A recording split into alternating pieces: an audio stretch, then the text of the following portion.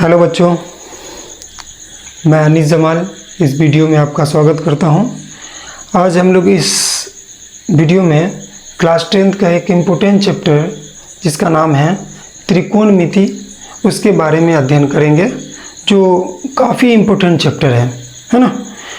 तो इस चैप्टर के बारे में इस पूरे वीडियो में जानकारी इकट्ठा करेंगे। यानी इससे पहले आप ना भी पढ़े हों फिर भी मेरी कोशिश रहेगी यानी बेसिक लेवल से आपको पूरी तरह बता दिया जाए ताकि क्वेश्चन आंसर आप खुद से बना सके, है ना। चलिए तो बिना लेट किए हुए हम वीडियो को यानी कि चैप्टर को स्टार्ट करते हैं। सबसे पहले हम चैप्टर का नाम है त्रिकोणमिति। किसी भी चैप्टर को स्टार्ट करने से पहले उस चैप्टर का परिचय हमको पता होना चाहिए। तो ये चैप्टर का नाम है त्रिकोणमिति, जिसको हम लोग बोलते हैं इंग्लिश में ट्राइगोनोमेट्री, है ना। तो ट्राइगोनोमेट्री जो है वो एक ग्रीक वर्ड यानी कि ट्राइगोनोमेट्री देखे तो इंग्लिश में बोलते हैं, ये तीन यानी ग्रीक वर्ड से मिलकर बना है ना। ट्राइगोनोमेट्री का अगर देखें पहले सबसे पहले इसकी परिचय जान लें। तो परिचय लेंगे हम लोग तो इंग्लिश में क्या होता है, ट्राइगोनोमेट्री। ये तीन ग्रीक वर्ड से मिलकर बना हुआ है। इसमें सबसे पहला आता है ट्राई, है ना, प्लस होता है गोन, फिर प्लस होता है मैट्रोन। ट्राई का मतलब होता है तीन, ठीक। गोन का मतलब होता है भुजा और मैट्रोन का मतलब होता है माप, है ना। सिंपल इस चैप्टर में समझ में आ रहा है कि हम लोग पढ़ने वाले क्या है ना। यानी कि कोई तीन भुजा, है ना, तीन भुजाओं वाली आकृति में उसके बारे में हम लोग अध्ययन करेंगे, ठीक। तो सबसे पहले बात करते हैं इसमें कि त्रिकोणमिति में देखा जाए तो प्राचीन समय से भी इसका इस्तेमाल किया जाता था। किस लिए इस्तेमाल किया जाता था, तो पहले के समय में जो होता था कि पृथ्वी से चंद्रमा, सूर्य, तारे के बीच की दूरी निकालने का काम लोग इसी चैप्टर से यानी त्रिकोणमिति के ही द्वारा लोग निकाला करते थे। आज के दौर में आधुनिक युग में हम लोग जैसे कि इंजीनियर लोग इसका इस्तेमाल करते हैं, साथ साथ में भौतिक विज्ञान में भी इसका प्रयोग होने लगा है ना। त्रिकोणमिति का प्रयोग होता है। उसके बाद अब हम लोग जानते हैं इसीलिए तीन गोन, भुजा, मैट्रोन, माप, इसी से इसका यानी परिभाषाएं यानी कि त्रिकोणमिति का परिभाषा इसी संबंध में निकलता है कि कोई एक त्रिभुज है, ठीक। त्रिभुज के भुजा और उनकी कोनों के बीच के संबंध का अध्ययन हम लोग इस चैप्टर में करते हैं, ठीक ना। यानी कोई भी तीन भुजाओं वाली आकृति को क्या बोलते हैं, त्रिभुज। यानी इस पूरे चैप्टर में हम लोग केवल त्रिभुज की बात करेंगे, है ना। पूरे चैप्टर में केवल त्रिभुज की बात करेंगे। वो भी कौन सी त्रिभुज, एक समकोण त्रिभुज, ठीक ना। समकोण त्रिभुज यानी पूरे चैप्टर में समकोण त्रिभुज का रोल है, ठीक। समकोण त्रिभुज किसे कहते हैं हम सबको पता है, ठीक।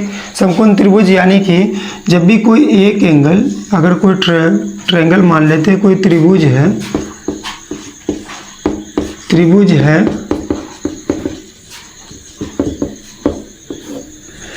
जिसका कोई एक एंगल यानी एक कोण अगर 90 डिग्री हो जाए, एक कोण 90 डिग्री हो जाए, उसे हम लोग समकोण त्रिभुज के नाम से जानते हैं, है ना। तो कोई भी एक एंगल यानी कि त्रिभुज कैसा भी हो, जैसे कि इस तरह से भी हो या इस तरह से भी हो, बस कोई एक कोण अगर 90 हो गया, है ना, कोई एक कोण अगर 90 हो गया तो उसे हम लोग समकोण के नाम से जानते हैं। तो यानी इस पूरे चैप्टर में हम लोग केवल समकोण त्रिभुज की बात करेंगे, है ना। समकोण त्रिभुज में यानी कि इसका लंब हो गया, आधार हो गया, उसके बाद कर्ण हो गया, यही भुजाओं और ये कोणों के बीच के संबंध के बारे में हम लोग जानकारी इकट्ठा करेंगे, ठीक। तो सबसे पहले फॉर एग्जांपल इस चैप्टर में हम लोग करते क्या हैं, सबसे पहले उसको एक्सप्लेन कर देते हैं। जैसे मान लीजिए फॉर एग्जांपल कभी आप दिल्ली गए घूमने, ठीक, और कुतुब मीनार देखने का मौका मिला आपको। तो जब आप कुतुब मीनार देखेंगे तो मान लेते ये कोई कुतुब मीनार है, पूरी सीधा खड़ा है, ठीक। आप यहाँ से यहाँ पे खड़े हैं, अब कुतुब मीनार के शिखर को देखने की कोशिश कर रहे थे। कुछ इस तरह आप देखेंगे, कुछ इस तरह देखेंगे। अब कुतुब मीनार से और यह वस्तु के बीच की दूरी हो गई, ये मान लेते हैं, है ना। कोई व्यक्ति है और ये कुतुब मीनार है, यहाँ से इस बीच की दूरी मान लेते हैं और यहाँ पूरा मीनार की ऊंचाई है। अब यहाँ से जो हम लोग देखे यहाँ से यहाँ तक, ठीक ना, तो त्रिभुज का निर्माण हुआ हमारा। त्रिभुज। आप देखेंगे तो एक मीनार है और यहाँ एक सीधी रेखा भी गया, तो यहाँ पे एक 90 डिग्री का एंगल बनाएगा। ठीक, यानी इस पूरे चैप्टर में देखेंगे तो केवल 90 डिग्री की यानी कि समकोण त्रिभुज की हम लोग बात करेंगे। ठीक ना, इसलिए हम लोग कहते हैं, इसलिए चैप्टर का नाम ही, यानी कि अगर अध्याय का नाम देखें, परिचय देख लिए हम लोग, तो ट्राइगोनोमेट्री से समझ में आता है हमको, यानी त्रिभुजों को मापना, यानी कि उसको मापन विधि के द्वारा, यानी लंबाई क्या होगी, आधार क्या होगी, उसकी कर्ण कैसे निकालेंगे, इसके बारे में हम लोग जानकारी इकट्ठा करेंगे। चलिए चैप्टर को स्टार्ट करते हैं। तो आप लोगों ने चैप्टर का परिचय जान लिया।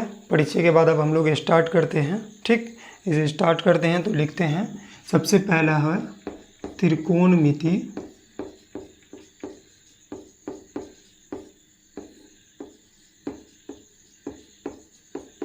अनुपात। ठीक, हम बात किए हैं कि इस चैप्टर में केवल यानी कि त्रिभुज की बात करेंगे, वो भी कौन सी त्रिभुज, तो यानी समकोण त्रिभुज की बात करेंगे। तो मान लीजिए हम एक समकोण त्रिभुज बना लेते हैं। ठीक, एक समकोण त्रिभुज बना लिए जिसमें बिंदु मान लिए ए है, बी है, सी है। ये बी पे जो है 90 डिग्री यानी बी समकोण है। ठीक, बी समकोण है। अब हम बात करते हैं, जब भी अगर कोई समकोण त्रिभुज बनता है तो उसमें भुजा का नाम भी हम लोग साथ साथ में लिखते चलते हैं। ठीक, तो मान लीजिए एक समकोण त्रिभुज है, तो सबसे पहले हम लोग इसके भुजा के बारे में जानेंगे, है ना, कि 3 भुजा हुआ, 3 भुजा में कर्ण कोण होगा, आधार कोण होगा, लंब कोण होगा, इसको सबसे पहले जान लेते हैं। तो सबसे पहले देखेंगे, जब भी 90 डिग्री का कोण अगर कोई बनाएगा, 90 डिग्री का एंगल जो होगा, उसके जस्ट सामने सामने वाली जो भी भुजा होगी उसको हम लोग बोलते हैं कर्ण।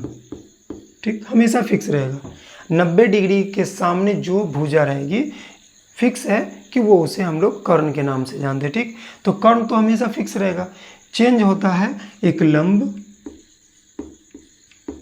और एक आधार, ये कोण के अकॉर्डिंग चेंज होता रहता है ना। अगर मान लीजिए थोड़ी देर के लिए अगर इस कोण की बात करेंगे, अगर इस कोण की बात करेंगे, इस कोण के अकॉर्डिंग हो जाएगा हमारा लंब, ये हो जाएगा। लंब को एक और नाम से हम लोग जानते हैं जिसका नाम है सम्मुख। सम्मुख का मतलब हुआ सामने वाली भुजा। तो यानी जो कोण सी से लिए हम लोग, तो कोण सी के अकॉर्डिंग सामने वाली भुजा तो ये हो गया। तो जब भी सामने वाली भुजा यानी जो भी कोण ले रहे हैं उस कोण के सामने वाली भुजा जो होगी वो लंब होगी। अब बाकी जो बच गया एक, वो आधार होगी हमारी। ठीक, कर्ण हमेशा फिक्स रहेगा, केवल लंब और आधार चेंज होता है। ठीक, लंब किसे कहेंगे, जिस कोण को लेंगे समकोण कोण को छोड़ के। ठीक, जिस कोण को लेंगे उस कोण के सामने जो भुजा होगा उसे हम लोग लंब के नाम से जानेंगे, और जो बगल वाला यानी जो बच गया उसे आधार के नाम से जानेंगे। आधार को हम लोग एक और नाम से जानते हैं, है ना, संलग्न बोलते हैं इसे। ठीक, अब मान लीजिए कि इस कोण से लिए हैं तो लंब ये हुआ हमारा, लेकिन फॉर एग्जांपल एक और हम चित्र ले लें, एक और चित्र ले लेते हैं। ये हम लिए, मान लिए ए है, ये बी है, ये सी है, ये तो 90 डिग्री हो गया। ठीक, तो 90 डिग्री के सामने वाली भुजा को हम लोग क्या बोले, कर्ण बोले। ठीक, इस चित्र में हम देखे हैं कि इस कोण के अकॉर्डिंग लिए तो हमारा लंब ये हुआ। अब हम लोग ये कोण को लेते हैं, तो अगर ये कोण को लेंगे तो इसके सामने वाली भुजा कौन होगी, ये होगी। तो सामने वाली भुजा इस कोण के अकॉर्डिंग लंब ये हो गया, और जो बच गया वो हमारा आधार हो गया।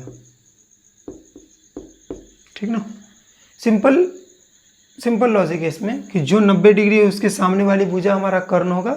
बाकी ये दोनों चेंज होता है किसके अकॉर्डिंग, कोण के अकॉर्डिंग। अगर ये कोण लेंगे तो इस कोण के सामने वाली भुजा लंब हो जाएगी, जो बच गया वो आधार हो जाएगा। ये कोण लिए तो इस कोण के अकॉर्डिंग हमारा लंब ये होगा, आधार ये होगा। ठीक ना, तो कोण पे डिपेंड करता है कि लंब कौन होगा, आधार कौन होगा।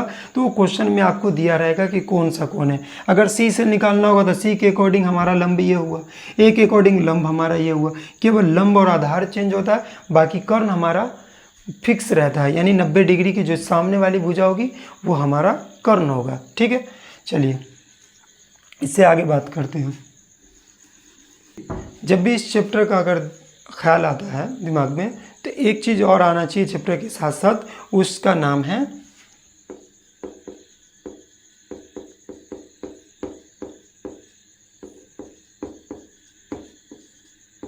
पाइथागोरस प्रमेय।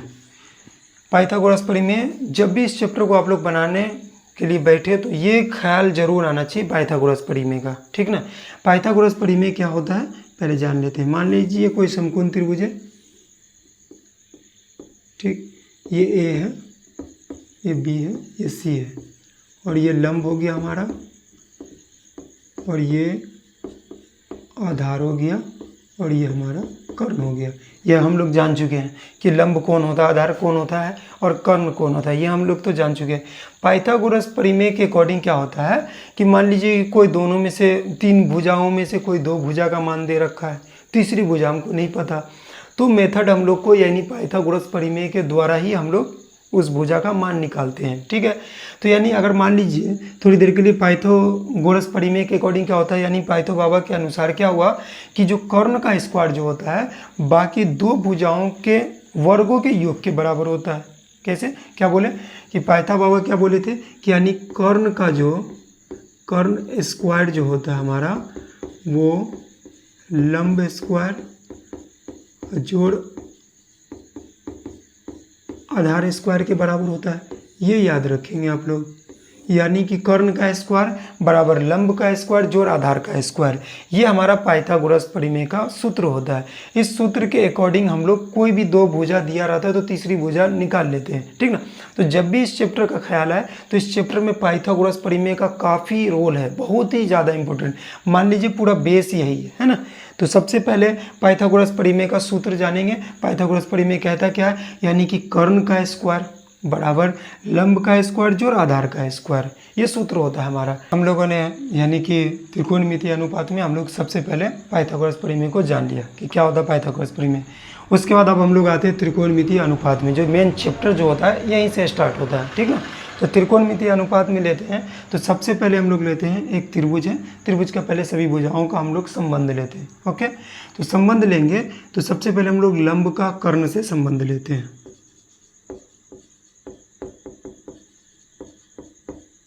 उसके बाद लंब का आधार से संबंध ले लेते हैं।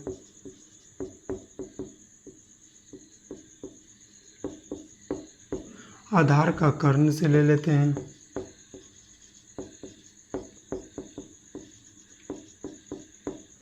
आधार का लंब से ले लेते हैं।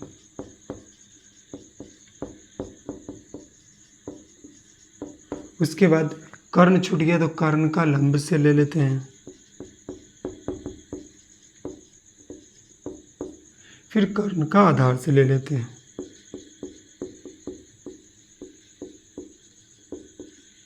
ठीक, टोटल कितने संबंध बने हमारा, तो 1 2 3 4 5 6, ठीक ना। ये पूरे अगर त्रिभुज में देख रहे हैं तो त्रिभुज में तीनों भुजाओं का जो संबंध आपस में बन रहा है वो केवल 6 बन रहा है, 6 से ज़्यादा नहीं बन रहा है। इसीलिए पूरे चैप्टर में, पूरे त्रिकोणमितीय अनुपात में कुल 6 ही है ना। 6 ही है, जैसे जानते हैं हम लोग, जिसको जानते हैं साइन से, फिर है कॉस से, फिर टेन, फिर कॉट, फिर कॉसेक मान लेते हैं, फिर सेक मान लेते हैं। ये कुल 6 ही क्यों है, ये समझ में आ रहा है क्यों है 6? क्योंकि जब हम लोग त्रिभुज को देखते हैं, समकोण त्रिभुज को, तो जब तीनों भुजाओं का जब आपस में संबंध निकालने की कोशिश किए तो संबंध हमारा 6 ही निकला। इसी 6 ही संबंध के अकॉर्डिंग हम लोग त्रिकोणमितीय अनुपात में 6 ही अनुपात दिया हुआ है ना। तो आज से ये नहीं समझ में आना कि 7 क्यों नहीं है, 8 क्यों नहीं है, 9 क्यों नहीं है, 10 क्यों नहीं है, 6 इसलिए क्योंकि हम लोग त्रिभुज की बात कर रहे हैं और त्रिभुज की भुजाओं का जो संबंध निकला वो केवल 6 निकला। इसके अकॉर्डिंग हम लोग इस चैप्टर में केवल 6 ही अनुपात दे रखा है। अब इसी को आसान रूप में हम लोग इसको जानते हैं, है ना, कि लंब बट्टा कर्ण को क्या बोला जाता है, लंब बट्टा आधार को क्या बोला जाता है ना। चलिए इसको याद करने का एकदम आसान सा ट्रिक बताते हैं जो कभी भूलेंगे नहीं आप, है ना। सबसे पहले जब भी आप इस तरह के चैप्टर का क्वेश्चन बनाएं तो याद रहे, आप सबसे पहले कुछ नहीं करेंगे, सबसे पहले एक बॉक्स बनाएंगे। ठीक, सबसे पहले एक बॉक्स बना लेते हैं, इसमें लिख लेते हैं LAL लाल, ये मान लेते हैं बट्टा हो गया, ये हो गया KAK डबल K और A, यानी लाल और बट्टा कक्का, ठीक ना। इसको जान लिए, लाल बट्टा कक्का। लाल बट्टा कक्का को याद करने का सिंपल तरीका क्या है कि जो शुरू में है यहाँ पे रखेंगे साइन, जब भी आप इस तरह के क्वेश्चन को बनाएंगे ये त्रिकोणमिति, तो आप कहीं रफ में, कहीं साइड में अगर फार्मूला भूल जाइएगा तो कहीं साइड में आप इसको लिख के याद कर सकते हैं ना। बड़ा इजी ट्रिक है। साइन के बाद होता है कॉस, ठीक। कॉस के बाद ले लेते हैं हम लोग टेन, और टेन के बाद नीचे ले लेते हैं कॉट, और कॉट के बाद इधर हम लोग ले लेते हैं सेक, इधर ले लेते हैं हम कॉसेक, ठीक ना। सिंपल। एल से लंब हो गया, ए से आधार हो गया, के से कर्ण हो गया। इसको याद कैसे करेंगे, देखें। साइन का ऊपर है तो ऊपर से लेंगे, साइन का लंब बट्टा कर्ण, तो लंब एल से लंब, के से कर्ण, तो यानी साइन का लिए लंब बट्टा कर्ण। उसके बाद कॉस आया तो कॉस का आधार बट्टा कर्ण, है ना। तो लंब बट्टा कर्ण कौन है, तो लंब बट्टा कर्ण, यानी इसका संबंध किससे हो गया, इसी को हम लोग किससे जानते हैं, साइन से जानते हैं। उसके बाद आधार बट्टा कर्ण, आधार बट्टा कर्ण किधर दिख रहा है, तो आधार बट्टा कर्ण हमारा यहाँ दिख रहा है, तो किसका होता है, तो कॉस का, तो कॉस का याद रखेंगे। उसके बाद होता है लंब बट्टा आधार, तो लंब बट्टा आधार किधर है, तो लंब बट्टा आधार इधर है हमारा, तो लंब बट्टा आधार किसका हो जाएगा, टेन का हो जाएगा। अगला आता है नीचे से, देखेंगे आप ऊपर से देख रहे थे तो ऊपर से पढ़ रहे थे, अब नीचे से तो नीचे से पढ़ेंगे, तो यानी आधार बट्टा लंब, तो आधार बट्टा लंब कौन है, ये रहा, तो आधार बट्टा लंब किसका होता है, तो कॉट का होता है, तो ये हो गया हमारा कॉट का। आगे आता है सेक, तो सेक का क्या होगा, कर्ण बट्टा आधार, तो कर्ण बट्टा आधार ये रहा हमारा, तो इसीलिए कर्ण बट्टा जो आधार होगा वो किसका हो जाएगा, सेक का हो जाएगा। उसके बाद कर्ण बट्टा लंब, बच्चा कर्ण बट्टा लंब, ये हो जाएगा हमारा कोसेक। इसको याद अगर भूल जाते हैं बाय मिस्टेक, तो सिंपल लॉजिक यही है कि लाल बट्टा कक्का, इसको याद रखेंगे, लाल बट्टा कक्का, इसके अकॉर्डिंग याद रखेंगे सबसे पहले। और याद रहे कि अनुपात कैसे लिखेंगे, sine cos tan cot sec cosec, ये सजाने आना चाहिए, और लाल बट्टा कक्का लिख दीजिए। आप कभी भी ज़िंदगी में आप इस फार्मूलों को नहीं भूलिएगा, है ना, ठीक है। इस फार्मूला के अकॉर्डिंग पूरे, यही फार्मूला के ही अकॉर्डिंग पूरा 8.1 खत्म हो जाएगा आपका, है ना। सिर्फ यही एक फार्मूला, सबसे पहले ये जो परिचय हम लोग जान रहे हैं, इसी परिचय के अकॉर्डिंग पूरा आपका 8.1 पूरा समझिए कि खत्म हो जाएगा। एक पाइथागोरस परिमेय से और एक ये फार्मूला से, लाल बट्टा कक्का से, पूरा 8.1 इसी दोनों पे टिका हुआ है, ठीक ना। तो ये फार्मूला काफ़ी इंपॉर्टेंट है, इस फार्मूला को आप लोग अच्छी तरीके से समझ ले। लाल बट्टा कक्का से हमको ना लग रहा है कि दोबारा इसको एक बार अगर पढ़ के बढ़िया से अगर समझ लिए तो दोबारा याद करने की ज़रूरत भी नहीं पड़ेगी, और आपका पूरी तरह क्वेश्चन भी बन जाएगा। चलिए अब आगे बात करते हैं, इसको मिटाते हैं। चलिए ठीक है, अब पूरे चैप्टर को हम परिचय भी जान लिए, और फार्मूला यानी 8.1 में कौन सा फार्मूला लगेगा उसको भी देख लिए, किसके अकॉर्डिंग, तो लाल बट्टा कक्का, यानी इसके अकॉर्डिंग हम लोग पूरी तरह याद रखेंगे, कभी भी आप फार्मूला नहीं भूलेंगे। कोशिश करें इसी के अकॉर्डिंग आप हमेशा जब भी मैथ बनाएं तो आप साइड में रख पे लाल बट्टा कक्का लिख के sine cos tan cot sec cosec सजा ले, ऐसे करके। सजाने के बाद आप साइन का याद रखेंगे, साइन का ऊपर है तो ऊपर से लंब बट्टा कर्ण होगा, कॉस ऊपर है तो आधार बट्टा कर्ण होगा, टेन ऊपर है तो लंब बट्टा आधार होगा, फिर कॉट नीचे है तो आधार बट्टा लंब हो जाएगा, फिर से कर्ण बट्टा आधार कोसेक कर्ण बट्टा लंब। इस अकॉर्डिंग हम लोग फार्मूला को याद करेंगे। इसी फार्मूला पे और पाइथागोरस फार्मूला पे 8.1 और जो भी उदाहरण है उससे पहले सारा आपका क्लियर हो जाएगा। चलिए उससे पहले हम लोग बात करते हैं, चलिए क्वेश्चन से समझते हैं। एक क्वेश्चन उदाहरण नंबर 1 से हम लोग समझने की कोशिश करते हैं। इसको मिटाएंगे नहीं, क्योंकि किस तरह भी फार्मूला का इस्तेमाल होगा अभी हम लोग देखेंगे, ठीक। तो एक चलिए क्वेश्चन लेते हैं, उदाहरण नंबर 1। चलिए उदाहरण नंबर ये हमारा दिया हुआ है। उदाहरण नंबर 1 में क्या बोला है कि यदि 10a बराबर 4/3 यानी 4/3 है तो कोण A के अन्य त्रिकोणमिति अनुपात ज्ञात करना है।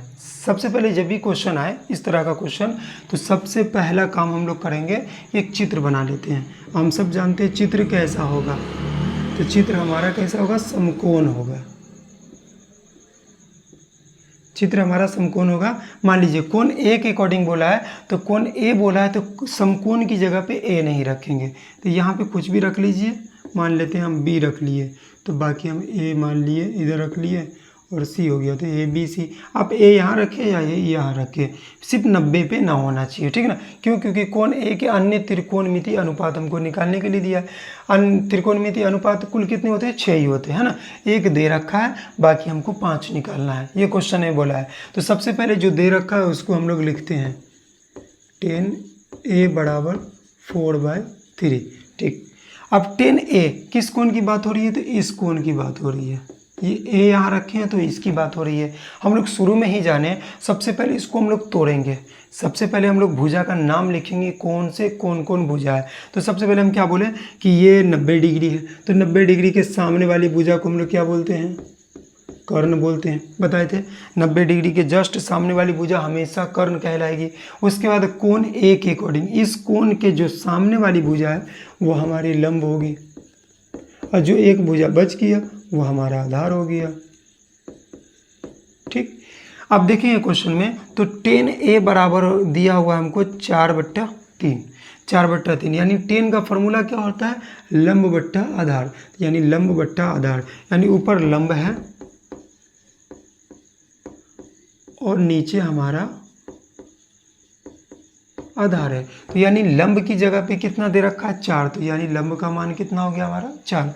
आधार कितना दे रखा है? 3, इसीलिए आधार को हम लोग क्या मान लिए? 3 मान लिए, ठीक। अब 2 भुजा दिया हुआ है, एक भुजा हमको पता नहीं है। अगर तीनों भुजा दिया रहता तो फिर टेंशन है नहीं, त्रिकोणमिति का अनुपात सब निकाल लेते। लेकिन जब 2 भुजा दिया हुआ है, एक भुजा नहीं दिया हुआ है, तो हम लोग यहाँ पे एक चीज़ को याद करेंगे। किसको याद करेंगे? पाइथागोरस परिमेय को। तो पाइथागोरस परिमेय के अकॉर्डिंग हम लोग एक भुजा का मान निकाल लेंगे, है ना। तो यहाँ पे एक फार्मूला लगेगा, इसका नाम है पाइथागोरस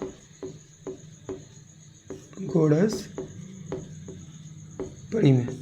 पाइथागोरस परिमेय में क्या कहता है कि कर्ण का स्क्वायर, लिखे थे पीछे, कर्ण का स्क्वायर बराबर क्या होता है? लंब का स्क्वायर जोड़ आधार का स्क्वायर। कर्ण यानी कर्ण देखेंगे तो कर्ण का भुजा का क्या है?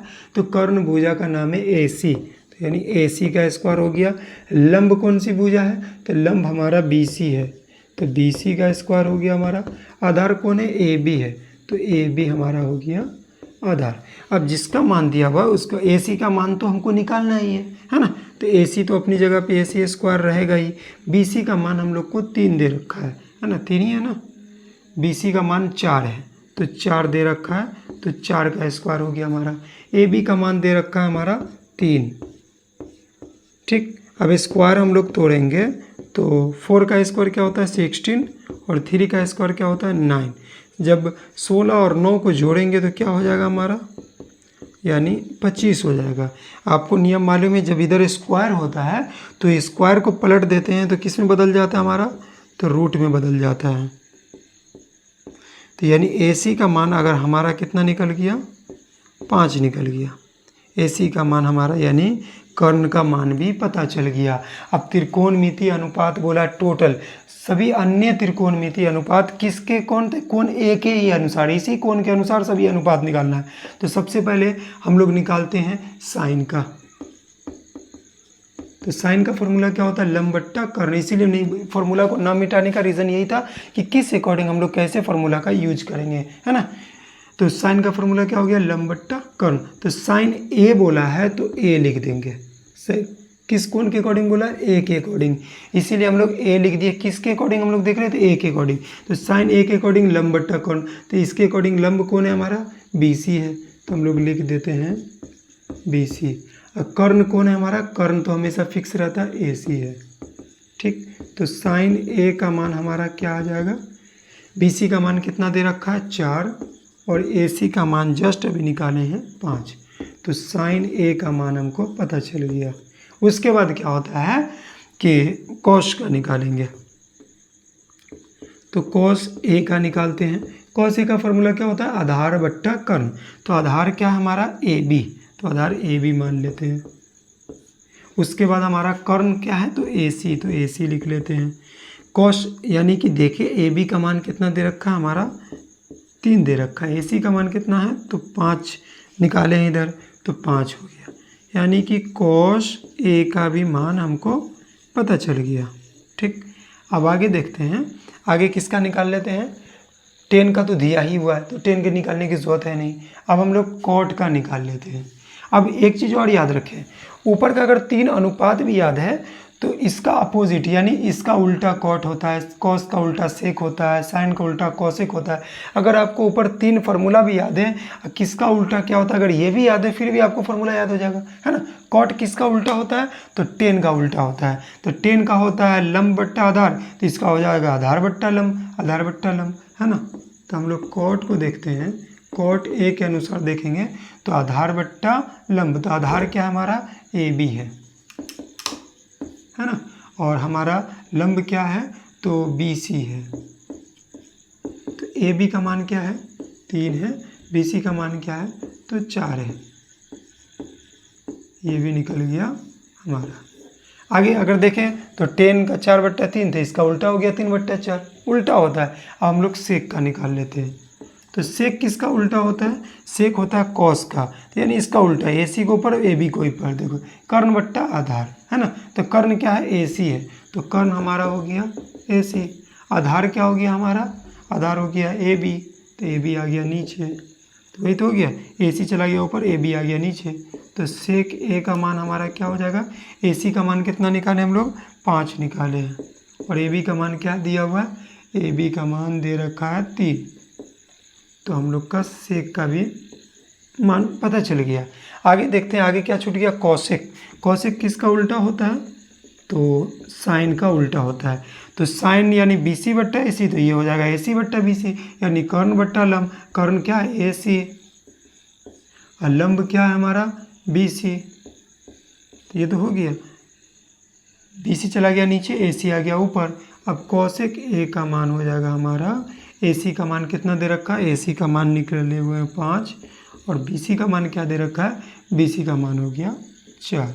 तो इस अकॉर्डिंग हम लोग फार्मूला का यूज किस तरह से करेंगे और कैसे अनुपात निकालेंगे, इस चीज़ को हम लोगों ने देखा। ठीक, अब आगे जो छूट गया है उसको उदाहरण एक एक करके, प्रश्नावली भी जो भी 8.1 में प्रश्नावली काफ़ी इजी है ना, काफ़ी इजी है, वो नेक्स्ट वीडियो में बताने की कोशिश करेंगे।